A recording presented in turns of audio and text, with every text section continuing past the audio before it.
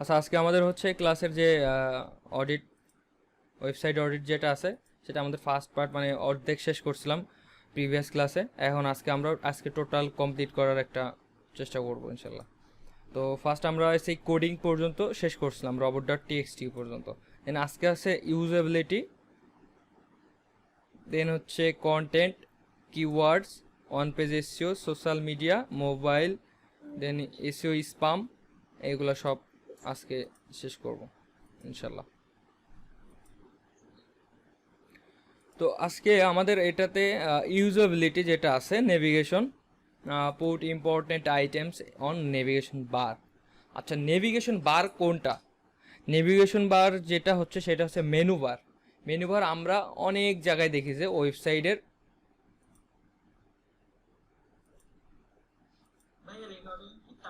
হ্যাঁ রেকর্ডিং চালু করছি, সমস্যা নেই।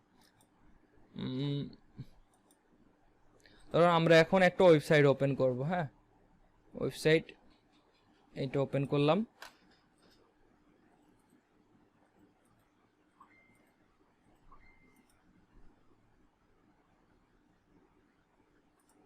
এটা ওপেন করার পরে দেখেন আমি এসে এটার লোগোতে ক্লিক করলাম এবং মেইন ওয়েবসাইটে তো চলে আসলো। এখন এই ওয়েবসাইটটা তো কি, এই ওয়েবসাইটটা আপনার হচ্ছে কি সেল করে, এখানে দেখেন ই কমার্স একটা সাইট, এখানে বিভিন্ন ধরনের আইটেম সেল করা হয় এখান থেকে। তো আপনার ক্লায়েন্টের যখন সাইট থাকবে তখন নেভিগেশন বার বা মেইন বার, এই যে মেনু দেখছেন, এটা হচ্ছে নেভিগেশন বার বা হচ্ছে আপনার মেইন মেনু।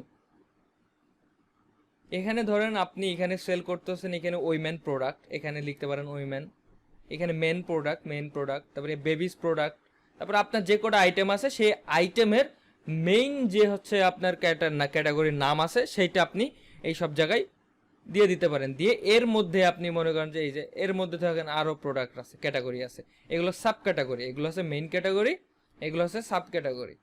এই দেখেন এটা হচ্ছে মেইন ক্যাটাগরি, মেইনস জোন, আর হচ্ছে এগুলো হচ্ছে সাব ক্যাটাগরি, দেখছেন? তো আমাদের মেইন বার যেটা হচ্ছে এটা উপরে যেটা থাকবে মেনু, আমাদের ক্যাটাগরি মানে যে ক্যাটাগরি প্রোডাক্ট থাকবে সেটা হচ্ছে নেভিগেশন বার বা মেইন মেনু। এটা হচ্ছে মানে ফুটারেও থাকে, দেখেন এই যে এখানে আছে পপুলার ব্রান্ডস, তারপরে পপুলার ক্যাটাগরি, এইগুলো আছে, সব আছে এখানেও। নিচেও থাকে, নিচে আছে আপনার ওপরের যে মেনু বার যেটা আছে সেটা ডিফারেন্ট, সেটা একদম মেইন মেনু। আর নিচে যেটা আছে ফুটারে সেটা কিন্তু পপুলার ক্যাটাগরি, মানে যেগুলো বেশি বেশি সেল হচ্ছে পপুলার ক্যাটাগরি সেইগুলো এখানে আছে, এবং পপুলার ব্র্যান্ডস যেগুলো সেই হচ্ছে এই ব্র্যান্ডস যেগুলো আছে। তো এই ওপরে যে মেনুটা আছে সেটাও আপনারা নিচেও রাখতে পারেন, সমস্যা নাই, অনেক ওয়েবসাইটে থাকে। তো এখন আমাদের হচ্ছে নেভিগেশন বার, ধরেন আমাদের ওয়েবসাইটটা ট্রাভেল ব্যাক রিলেটেড, এখানে আপনি আননেসেসারি কোনো মেইন বার বা হচ্ছে উল্টাপাল্টা কোনো হচ্ছে মেইন মেনু যদি থাকে, বা হচ্ছে আপনার এর থেকে ভালো সাজেস্ট যদি আপনি করতে পারেন, অনেক আরও 4-5টা ওয়েবসাইট দেখবেন যে তারা কিভাবে ইউজ করতেছে তাদের মেইন বারটা বা এগুলো ইউজ করতেছে কিভাবে, সেইগুলো আপনি মনে করেন যে ক্লায়েন্টের একটা ওভারঅল একটা আইডিয়া দিবেন। যে একদম টোটালি যে চেঞ্জ করতে হবে তা কিন্তু না, যে এইটা আছে এইটা চেঞ্জ করে যদি এই নামটা দিয়ে মানে দিতা তোমার ক্যাটাগরিতে তাইলে ভালো হয়, বা এইভাবে তাকে বোঝাইতে হবে। এখানে আছে কি, এই যে navigation, put important items on nav bar, মানে আপনার যেটা ইম্পর্টেন্ট আছে, ইম্পর্টেন্ট আইটেম, ধরুন আপনার ট্রাভেল ব্যাগ। এখন ট্রাভেল ব্যাগের ক্যাটাগরি হচ্ছে babies bag, babies travel bag আছে, তারপর উইমেন ট্রাভেল ব্যাগ আছে, মেন্স ট্রাভেল ব্যাগ আছে।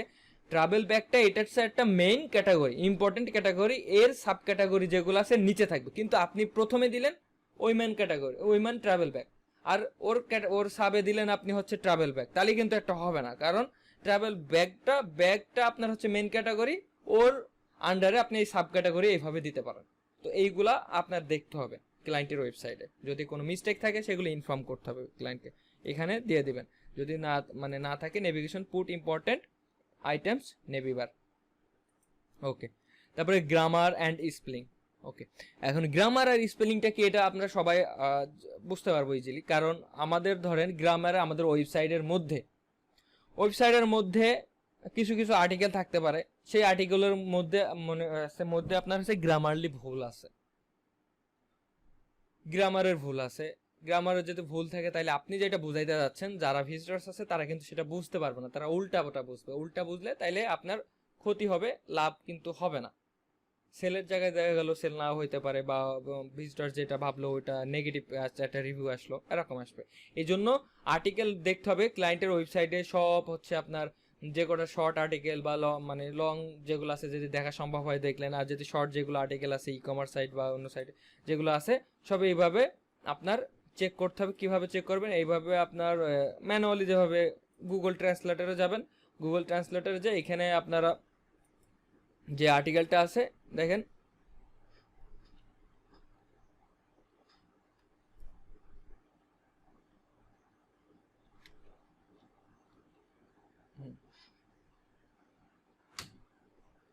এখানে কিন্তু একটা ভুল আছে। দেখেন আমার এখান থেকে কিন্তু এই যে রেড আছে, হি ইজ হবে, ইজ এ গুড বয়, এরকম করে এখানে আপনারা কপি করে এখানে বসাই দিবেন। বসাই দিলে এখানে দেখবেন যে এরকম রেড মার্ক আসবে। গ্রামারলি একটা এক্সটেনশন আছে, সেটা আপনারা ইউজ করবেন, গ্রামারলি। ঠিক আছে, GRAMARLY, গ্রামারলি এক্সটেনশন। এই যে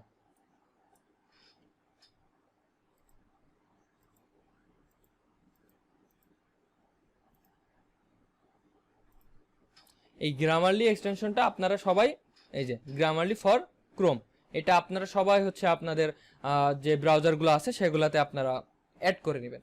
নিলে কি হবে, এখানে আপনার যেটা মানে চেক করা যায় ওটা আপনার পড়াও লাগবে না, ওটা আপনি জাস্ট কপি করে এখানে পেস্ট করবেন। যদি কোনো ভুল টুল থাকে তাহলে এখানে বোঝা যাবে।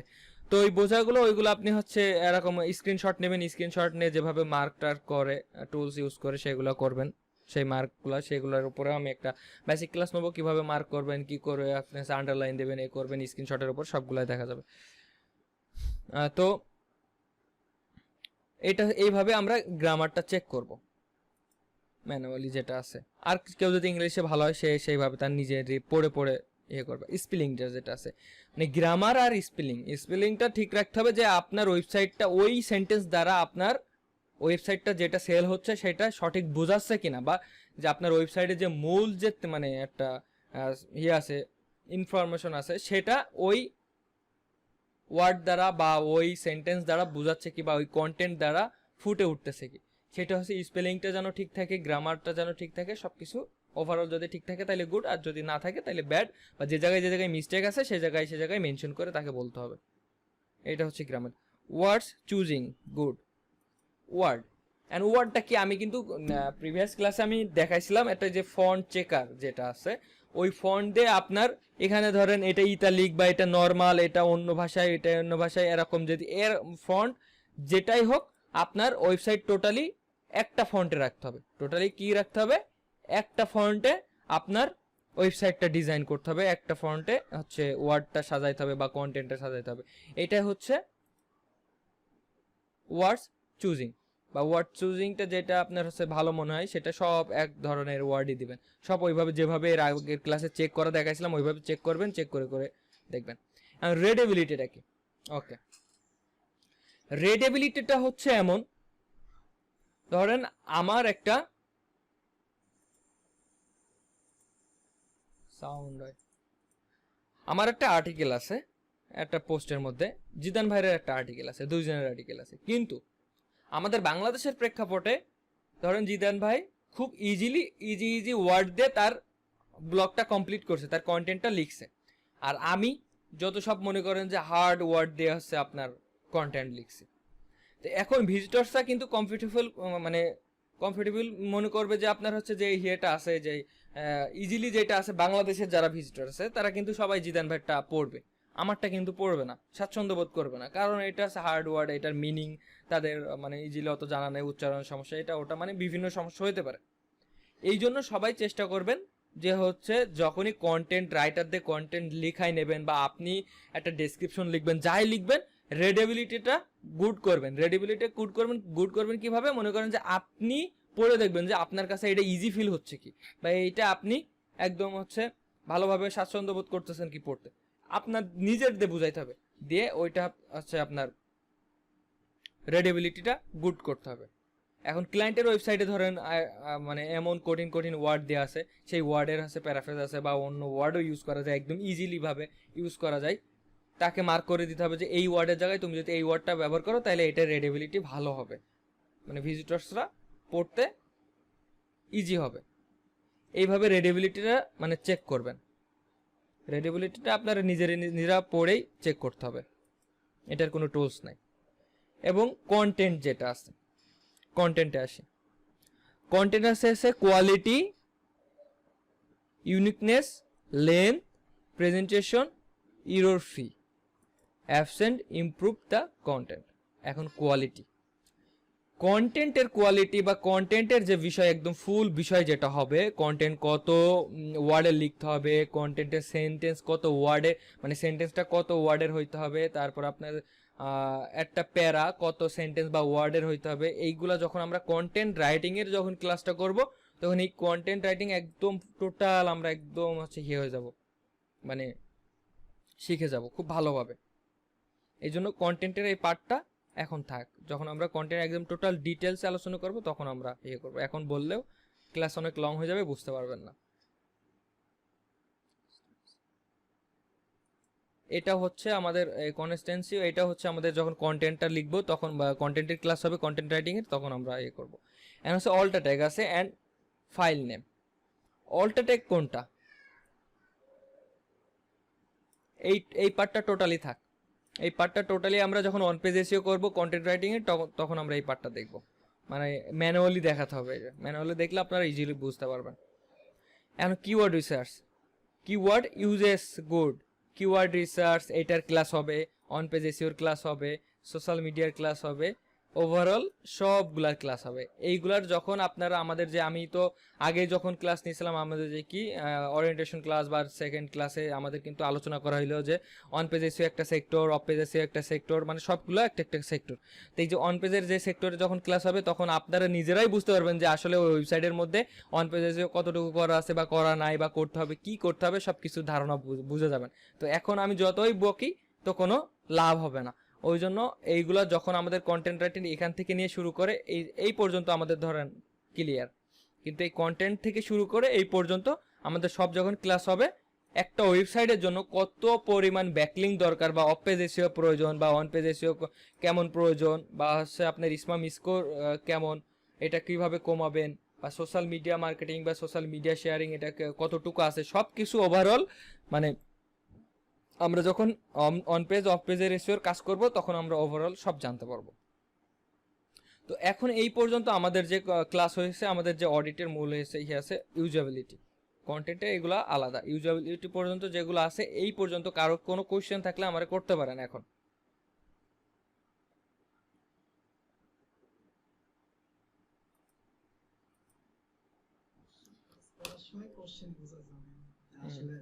ওয়েবসাইট না দেখলে না করলে তা বুঝতে পারবো না কোন কোন ক্ষেত্রে আসলে সমস্যা আছে। হ্যাঁ তা ঠিক। হ্যাঁ হ্যাঁ বলেন। হ্যাঁ হ্যাঁ এই চারটা তো অবশ্যই দিব, এই চারটা আজকেই দিয়ে দেবো।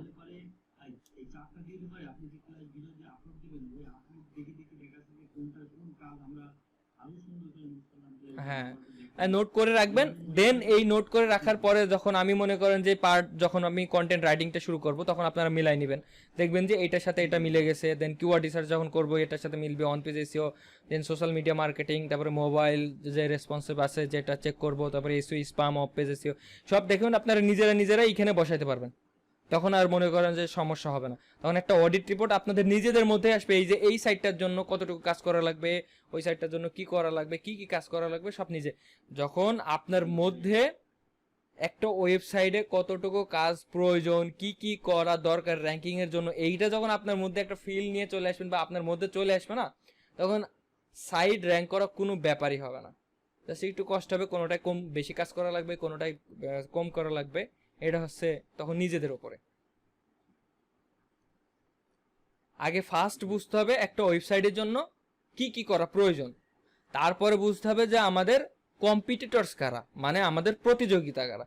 এখন মনে করেন যে ক্লাসে যে এক রোল আছে তার টপ করতে হলে তো আমার মনে করেন যে তার থেকে বেশি পড়া লাগবে, তাই না? অবশ্যই ডেফিনেটলি ভালো রেজাল্ট করার জন্য বেশি পড়া লাগবে। তো এই জন্য মনে করেন যে আপনি যত রিসার্চের ওপর থাকবেন, আপনার কম্পিটিটরস ধরেন এসইও করতেছে, আপনিও গুগল আপডেট, গুগল আর্টিকেল দেয়, মানে গুগল র্যাঙ্কিং এর কিন্তু আর্টিকেল দেয়, আপডেটের আর্টিকেল দেয়, ওইগুলো আপনি ফলো করবেন, বা অনেক ওয়েবসাইটে দেখবেন যে ফলো করবেন। আপনার ওইগুলো পাবেন। পাইলে দেখা যাবে যে হচ্ছে আপনার কম্পিটিটরস ওই কাজটা করার আগে আপনি করলেন বা তার থেকে বেশি কাজ করলেন, দেখবেন যে আপনার র্যাঙ্কটা আগাই গেল তার থেকে। এই জন্য আপনার আগে বুঝতে হবে বিষয়টা যে কিভাবে আমাদের র্যাঙ্কিং এর কাজটা করতে হবে বা ওই ওয়েবসাইটের জন্য কতটুকু কাজ করা লাগবে, এইটুকু বুঝলেই আর নেক্সট যে কাজগুলো আছে ওইগুলো আস্তে আস্তে শিখলে আপনারা সব ইনশাল্লাহ পারবেন। আর কোনো ক্লাস আছে মানে আছে আপনার প্রশ্ন আছে কারো?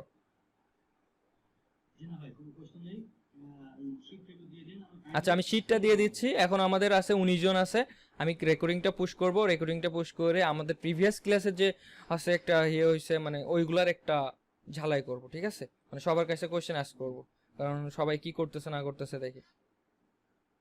আর আমাদের হোমওয়ার্ক থাকবে কি, আমি এটা দিয়ে দেবো ফাইলটা যতটুকু করাইছি, যে যে কিওয়ার্ড দিয়ে সার্চ দিয়ে যে কোনো একটা ওয়েবসাইট গুগল থেকে নিয়ে সেটা অডিট করা শুরু করবে ভিডিও দেখে দেখে, ঠিক আছে? সবাই একটা একটা করে ফাইল আমাকে দিবেন। এই ফাইলটা আমি এখন দিব না, আপনারা সবাই ওই মানে ভিডিও থেকে ফাইল দেখবেন, এইভাবে ফাইল তৈরি করবেন সুন্দর করে।